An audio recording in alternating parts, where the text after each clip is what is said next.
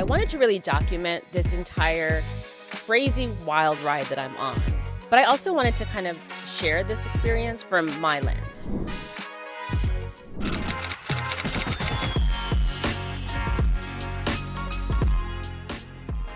Welcome to Short and Sweet with Tricia Lee. Today I am at Williamsburg Wharf, the fastest selling new development condo in all of Brooklyn. And I'm here joined by my very special guest, Ryan SERHANT. Thank you for having me. My special guest, because I didn't think that you would do this, so thank you. Oh, why would I not? I'm in the hot seat now. I have access to your schedule because you leave your office open, so I see those 15-minute appointments. That's why I thought you wouldn't be able to do this. Lock my door more. Everyone knows you're booked every 15 minutes, so thank you for doing this. I took survey questions from the public, so this is essentially the hot seat. Okay. So first, to get started, I have to ask you all about the show, then the drama on the show, and then, of course, the business. Got it. You know, in order of priorities, obviously. Got it.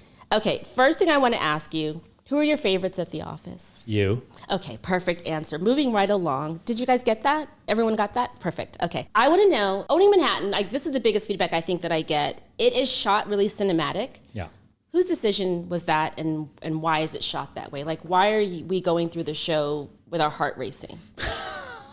Explain that to me. Because it's what our life is like. Yeah. I guess a couple things. For me, kind of creating the concept of the show for Owning Manhattan, I was like, how do I elevate something that I've now done for 10 years? Right. Obviously, my life is different. So CEO, starting company, I'll have agents who work for me, and then we get to follow everyone else's story. So it's a totally different world. But I wanted it to look and feel different too. So when you turned it on, you immediately knew, oh, I'm not watching something I've ever seen before. A lot of reality is shot relatively inexpensively. Yeah.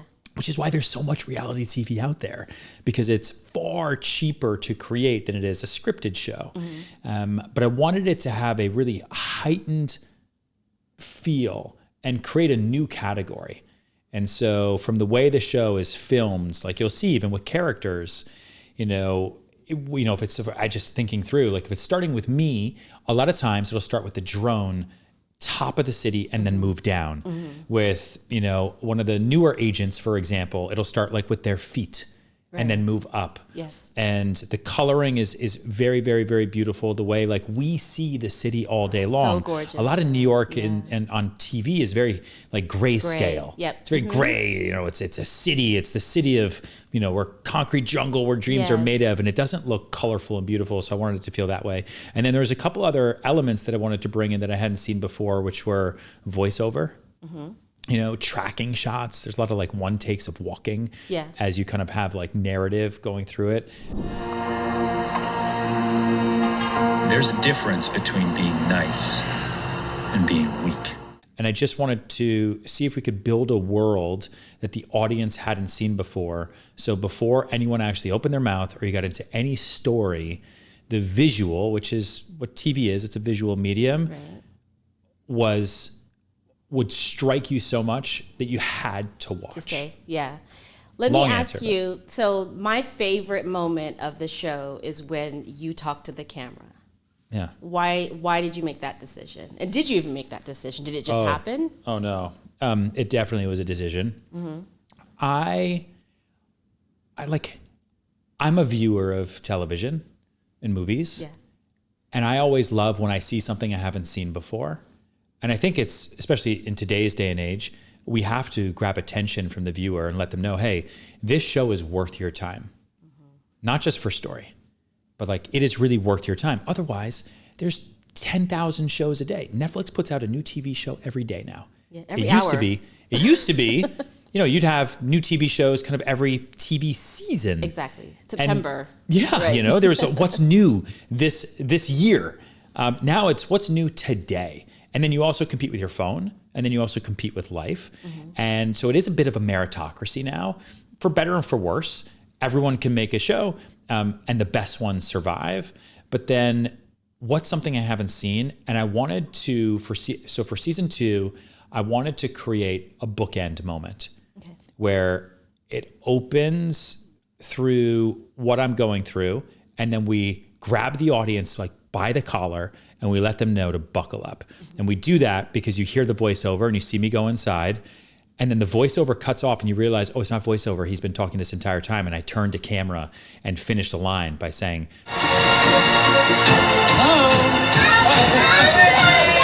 They say nice guys finish last. We'll see about that. Happy birthday. and the amount of people who are like, I've paused, I wrote rewind, I thought it was a mistake. What's happening? It's my favorite. And then you're like, what just happened? And then we don't do it again. Yes. So there's anticipation until the final second. Yeah. So the final second, the season finale, what's happening? Where even are we? And then that look directly to camera. It's like when you don't expect it, it's actually meaningful. People do it in shows, but it's expected and it loses its allure. So it was definitely we did it on purpose. I love it. I wonder how much of making television are you in love with? Because it seems to me like when we're in the process, I feel like you're stressed. And I feel like when it's over, I feel like you're celebrating. But do you love making TV or do you love the benefits of making TV? I love both. Depends on the day. I definitely love making TV. I don't think I'd be doing it if I didn't love it. It's so hard. Yeah. It's so much work. And it takes a long time on top of your normal life. Yeah. Like the actual shooting time for the season, as you know, because you were in it every day, is 6 months. Yeah. You have at 9 months and 11 and a half months to be exact. with the pre-production time Right. and then the post-production time and then all the interviews and you can't change how you look and like all that stuff that goes into it. But I love creating story. I don't know, it's just fun. And I think I've always been a storyteller. Yeah. It's like your creative brain on that side. Let me ask you, it feels like when we're doing the show, it seems like things go a little bit off the rails more than you anticipate in season 1 and season 2. Yes. What are you thinking when that's happening? Because you have half of your brain is in the business and half of your brain is in the show, and all of the agents are crazy. What are you thinking when all that's going on? Because I can't help but to sit back and kind of laugh at you and think, how does he deal with all this? Yeah. There's so much in a quiet, dark corner is how I deal with it. Spinning around. It's content to commerce. So the content is the show, and it feeds the commerce of the business that sells. Right. And all of you who get increased lead flow, increased awareness. Yeah. People are learning about Tricia Lee 24 hours a day right now. Yeah. All over the world. Yeah. Right? All over the world. And that's a thing that we would never be able to afford to pay for. So as you do more deals, it then legitimizes the content, right? You're on the show because you sell, and then you're on the show creating the content, which brings in more deals, and then you do more deals, and round and round and round we go. Yeah. So I always have a left brain and a right brain about it. We want to protect the company. Always, you know, you don't want to put anything out there that would be detrimental to the company. That said, I think there are things in season 1 and in season 2 that I don't think are great for the company, but I think they're a real depiction of what it's like to have a company with people of differing opinions and egos and stories and egos and behaviors. And I think one of the things that people really connect to on this show is how sometimes uncomfortably real it is. Like, it's not staged. You know, there's those little moments where we turn to camera, and there's those cinematic moments that people know, like, I'm watching a story. I am here to be entertained. Right. But then everything else is just raw. Yeah. You know, whether it's like that you don't know what the day is going to really hold until you get in it. Yeah. And then you see, and there's also a lot of stuff that gets cut. Like we have so much. We have a whole nother show somewhere. We have a whole nother show of deleted scenes. Yeah. And characters who just like, it just didn't make sense for the story this season was trying to tell as it's kind of slowly unfolded. But I definitely have heart attack moments where I'm like, he did what? Right. She said what? You know, what can happen? I mean, as an example, season 1, and it's fun with season 2 out because so many people are re-engaging and watching season 1. Yeah. You know, which is just really cool to see. Like Jonathan, as an example, a tattoo guy, when he had his license, he was in another firm. We hired him to bring him over. The show started happening. We were thinking about who could be on, and we were doing all the casting tapes and all that stuff. In my mind, you know, as the producer, I'm like, you know what? Tricia's arc will will be from Brooklyn to Manhattan, right? Queen Bee to Queen T. Lee, okay? Jonathan's arc will be from bad to good. He's going to have a unique arc because everyone's going to judge him in 2 seconds based on how he looks. And he gets to control that narrative. It's going to be so cool by the season finale when he sells a penthouse or something fun. Right? You followed your arc. He did not. He went from bad to bad. Worse. and that was like, what do I do? Yeah. How do I do this? And letting him go on camera in real time. I haven't spoken to him since that day. Yeah. Like literally since that day. Someone else that I was like surprised was so interesting was Peter this season. Yeah. I felt like I didn't get any chance to interact with Peter. And then when I did, I fell in love with Peter and I saw the magic of Peter. And so now Peter is like tribe.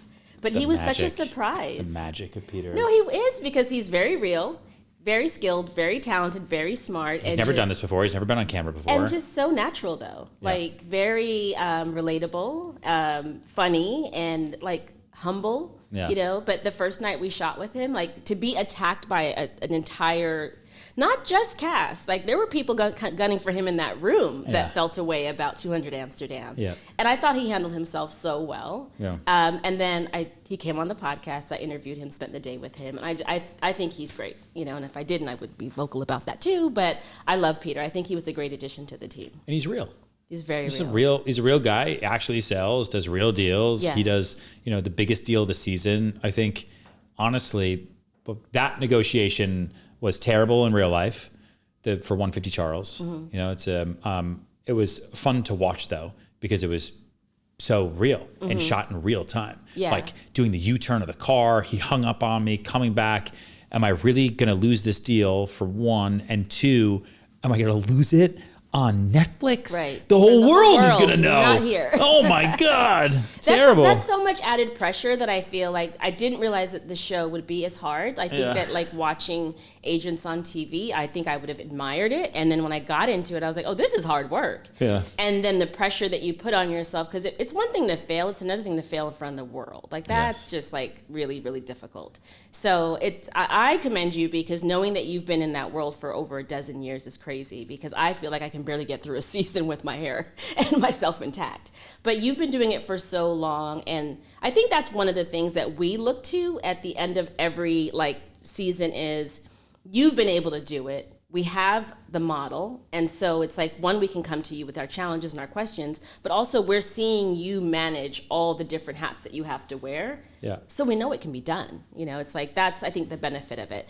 I have other questions about different scenes that I think that people are most like interested in. Inquiring minds really do want to know, how close were you to firing Niall this season over the Genesis and Jess mess? If he had touched Eric, I would have been pushed. Like I would have been, my hands would have been tied. Like we have a 1 strike policy for behavior and a like 0 strike policy for like physical altercation. Yeah. If you push someone, you touch them, if you slap their hand, like it just sets a terrible precedent. And so he came very, very close to that. I will say like that scene and watching it all play back, I don't think I had full context. What it felt like when I was in the moment, because I'm in my office in the moment, is, you know, there's 2 dueling teams. Everyone's competitive. It's all about business. Did you steal my client? Did I steal your client? Et cetera. There was an altercation between 2 guys. One was protecting one person. The other was protecting another person. One was a senior agent. One was a junior agent. And people are upset. Yeah. And so like I had to bring them into a room and I had nothing, that conference room scene really, I mean, for better or for worse, didn't have anything to do with Jess or Genesis. Really had everything to do with a senior agent standing up and squaring off with a junior agent. Right. Like, and that I think was caught on camera and was just 2 guys. And that's what that scene was for me. Yeah. It was not, and that's all I knew really. Yeah. Like I didn't really know what had happened about 52nd Street or who was poaching whose client or kind of any of that drama in between Genesis and Jess Taylor until I watched it. Because in the moment it was about 2 men standing off, squaring off in my building which you do not do. And that's what I was trying to de-escalate and fix. I feel like the environment sets itself up for that though, because every firm is completely competitive. I feel like Serhant is more competitive though. I think it's the most competitive space I've ever worked in. And my theory is because the name on the door is also the name in the office. You know what I mean? Like there is a Serhant here represented. It's very different. If you were at any other firm, it's like that person isn't in the building. So you get this layer of like, one, trying to impress the teacher because like you're the teacher in this scenario. And then we're already competitive in the business. But I think there's an added layer being at Serhant. Yeah. And then I do feel that a lot of personalities that gravitate to our brokerage are bold and loud. And, you know, I'm not the most conservative person at all, but in that space I can be because you have such bold personalities. Like they gravitate to the firm. And I think that that's what actually makes our business so strong, so competitive, and so crazy at the same time. Yeah. I agree. I hear you. I try to think about me and the brand as providing the electricity to everybody else's businesses. Right. Right. You don't need it. You can be off to the corner if you want, do your own thing. But because I'm alive and here, and I'm actually in this with everybody, like I am the jet fuel on this incredible jet that you are already building and flying. Mm-hmm. And because everyone is creating a startup, whether you're an individual sales agent or you're running a big team or you're spanning across multiple different, neighborhoods or territories, you're building the plane while you're flying it at the same exact time. Right. And you need that support. Like you need the runway to take off on, you need the jet fuel to fly. We got to be able to fill you up mid-air, you know? And I think our firm does that in ways that just other firms just could not, or it'd be fake. So speaking of moments in the show, did I see you smirk when Jordan March mentioned that he's been here from the beginning building the business, or was that my imagination? Listen. Should we roll the tape? Listen, I have a long, unique relationship with Jordan March. Mm-hmm. He was one of the first to join. Everybody here was one of the first to join. You were one of the earliest to join. 41. Mm-hmm. But I don't know what number Jordan was, but like we had barely announced. We were in a rented townhouse, and he had basically built his own company for a while and then had gone over to another firm and built this team and was like, I'm going to make a bet on you, even though everyone's telling me I'm totally crazy. Mm-hmm. And that means a lot to me. Right. Same way, number 41. The same way you coming over meant a lot to me as well. And so, I don't know. I think the people that surrounded themselves around me early on, like to say that they built the business, they were there with the founder, and I think people throw around co-founder terms, this, that, the other, even though it's not accurate. No. But like I do say all the time, like no one here works for me. I didn't build this for me. I built this for everybody, and everyone here works with me. Yeah. So I'm fine with it, but people do get territorial. That's for sure. Yeah, they do. And I also think that because we came on early, we feel that we have built the culture here. Mm-hmm. So that's why we take ownership of things, because we know that we know our contribution. I still might have my invitation to the picnic. You do. That's right. You do. You'll be able to use it this summer. Don't worry. Okay, good. Just let me know when it is, please. Question about Chloe. Oh. Broker, Broadway, or both?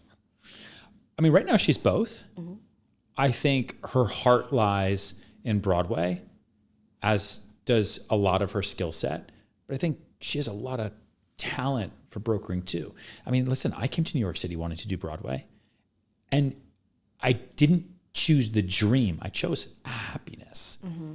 And I think she's still trying to figure that out. Yeah. Especially now as a new mother. Right. And you've got to be willing to figure out what's my level of personal and now family sacrifice that I'm willing to give up for my dream. And is my dream to be unhappy if that's what it comes with? Like, there are many, many, many actors and performers who didn't make any money, destitute, poverty levels until they're 50 years old. Right. And guess what? They were okay with it because it is their dream, whether they're wealthy or not. Right. And a lot of performers, especially the ones who come to New York, because it's so expensive to live here, have to make that determination. And I made the determination that I choose happiness first. Right.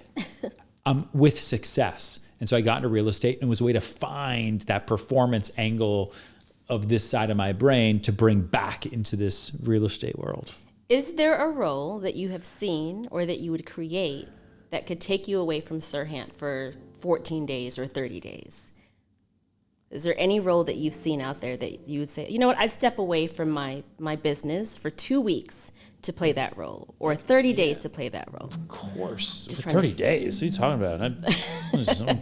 You might not see me for, if Christopher Nolan calls me and he's like, hey, I got to do a reshoot for The Odyssey. There's a role for a real estate broker in there. You got to go for a year. Like, bye-bye. Okay, you're gonna heard it here. Yeah, I'm going to send an email to the whole company and be like, hey, listen, Matt Damon, Tom Holland, Zendaya, like they need a little, Zendaya's asking for me. I got it. Yeah. Okay. Last question. The $45 million. You taking it? Oh, we took that shit.